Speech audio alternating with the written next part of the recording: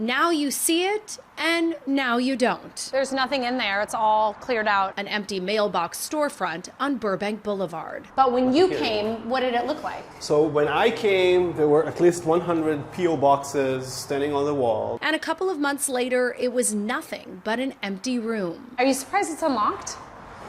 I am. David Mayman is CBS LA's fraud expert. He helps financial institutions identify identity theft. And one of his banking clients flagged the address of Mailbox LA. When you say suspicious activity coming from this address, what does that mean? It essentially means a lot of identities we're able to pin to this specific address, which, according to our investigations, are either synthetic or stolen identities. This is a list of just some of the names associated with those mailboxes.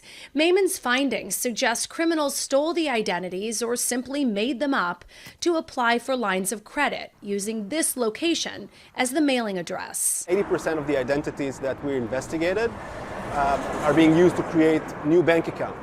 10% of the identities are being used to try and take new loans. American Express, or Capital One. Rita, who asked us not to use her last name due to privacy concerns, has learned more than she wants to know about mail fraud.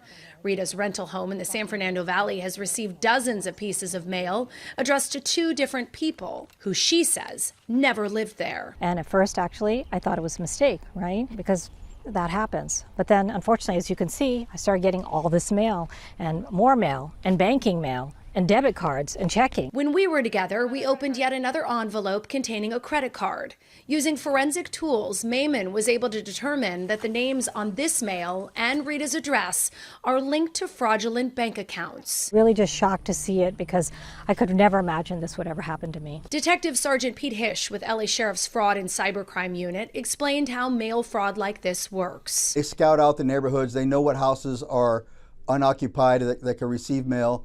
They know which mailboxes in those neighborhoods are open mailboxes, not locked. Or even if they're locked, they'll break them open and take the mail anyways. But what happened here appears to be something new. It's even more bold to open up an actual place where it appears that their only purpose is to receive stolen identity mail. The person listed in public records as the owner of this building did not respond to calls or emails. The U.S. Postal Inspector confirms to CBS California Investigates that the location was never registered with the USPS, which is a federal requirement for commercial mail facilities.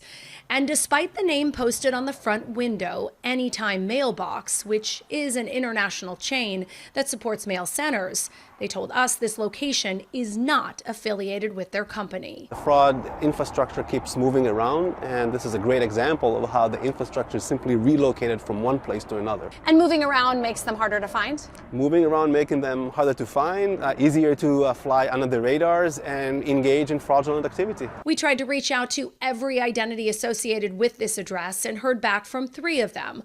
All live overseas and told us they have no connection to the Burbank address. So all of us could be walking around having identity being used at some random mailbox place in Burbank and have no idea. That's right, and we need to be vigilant about this. That means checking your credit reports regularly and signing up for identity theft protection so you're alerted if anyone applies for credit or a loan in your name. Rita suggests keeping an eye on your mailbox too. And that's one of my messages, is what I want the story to get across, is that they really should look at their mail and look at it carefully, because I suspect there's a lot more fraud and nobody's paying attention.